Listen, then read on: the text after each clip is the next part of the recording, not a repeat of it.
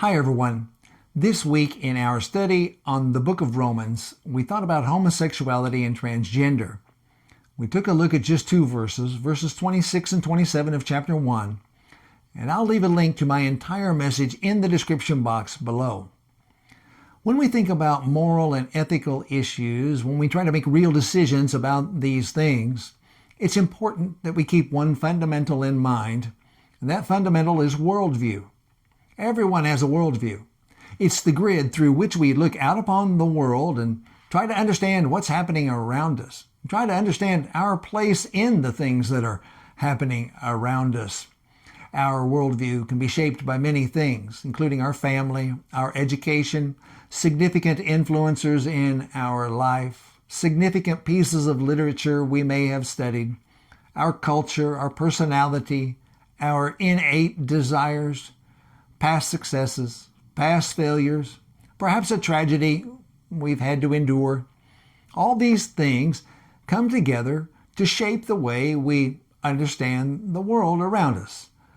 Born-again, New Testament believers strive to think biblically. That is to say, that we strive to maintain a distinctively Christian biblical worldview.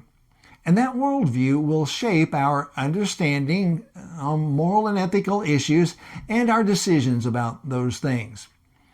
Today, I'd like to share a couple of principles that have been very helpful to me in guiding me to think more biblically. And I hope they're a help to you in your quest to think more biblically. We could start in many places. We could start with the sovereignty of God and our accountability to that sovereign God. We could think about the deity of Jesus Christ or the inspiration of the scriptures or human beings being created in the image and in the likeness of God. We could think about sin and our fallenness into sin and the story of redemption and the role Jesus Christ plays in that redemption and our restoration. All of these are important pieces to the worldview that Christians hold, important pieces to a biblical worldview. But today I'd like to start with this one: significance. How do we gain significance in this world? We all want significance, right? We're all trying to have some measure of significance in the world in which we live. Does our significance come from achievement, personal achievement? Does our significance come from the attainment of a certain desired outcome? Does our significance come from the fulfillment of a deeply held desire for a particular feeling? Is that where our significance comes from?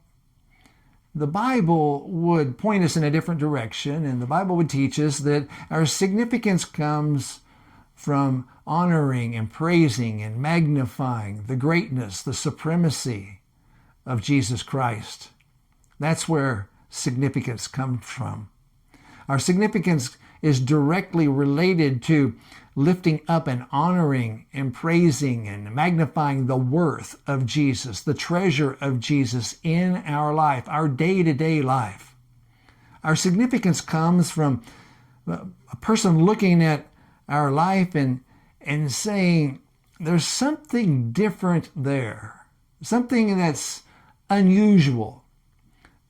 What's unusual about that life is there's a different priority, and the priority is Jesus Christ. The priority is magnifying, honoring, praising, lifting up, cherishing Jesus in that individual's life, as opposed to cherishing my own will and my own desires and my quest to make known and make great my own name.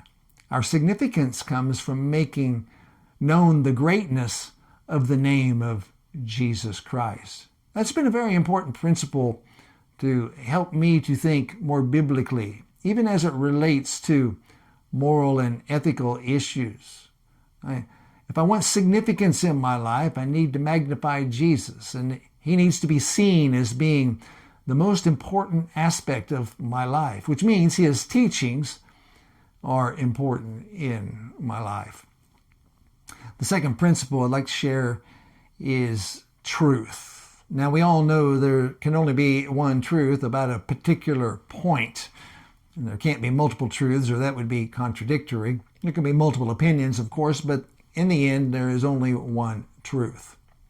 Well, how do we find truth? What is truth for us? Again, is truth the attainment of a particular outcome? Is truth found in outcomes? If we thought along those lines, we'd be thinking along the lines of pragmatism or utilitarianism, big words that relate to outcomes. Pragmatism teaches that whatever it takes, whatever works to achieve a desired outcome, well, that's right and that's good. Utilitarianism seeks to find the greatest good for the most number of people. The means are secondary. You may have heard the phrase, the ends justifies the means, which is speaking to the supposed reality that whatever it takes, whatever it works, the means, the steps, whatever steps that are necessary to be taken, well, those steps are right and those are true if they work to achieve a desired outcome. That's pragmatism. The Bible teaches that God is very interested in the means as well as the ends. God is not indifferent to the means. He's very concerned about the steps taken in order to achieve a desired outcome. We all know that something that is big and beautiful and grand in the sight of many isn't necessarily right or just in the sight of God. Well, when we think of it in terms of moral or ethical issue, if there's a desired outcome, if there's a deeply held feeling, a desired result, and some steps were taken that were out of sync with the teaching that God provides to us, they're out of sync with the will of God and the desire of God. If they're out of sync with that, but there's an outcome that we really cherish and we really like, well, we can immediately see that there's a problem with that. In our culture and the times we live in, people are very, very pragmatic about all kinds of outcomes, and especially outcomes concerning morality and the achievement of their desired outcome, the fulfillment of feelings that they deeply hold. And if those steps run contrary to what God teaches, well, so be it. The outcome was what I needed. Now that runs counter to what the Bible teaches. That would not be a biblical worldview. That would not be thinking biblically. So it's the issue of truth and the attainment of happiness and the attainment of desired outcomes. We need to pause and we need to think about that. And again, I mentioned the phrase, the ends justify the means, as being something that is counter to what God desires. So if the steps that I take in order to get to an outcome, well, they need to align with God's will. And the outcome itself needs to align with God's will.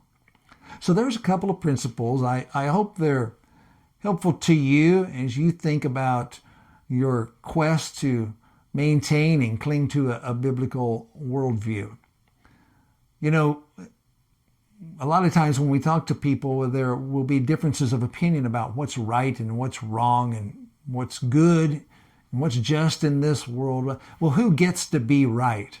I don't know if you've been faced with that question before. I know I have, talking with people, having two different perspectives, two different views on a particular point. Who gets to be right?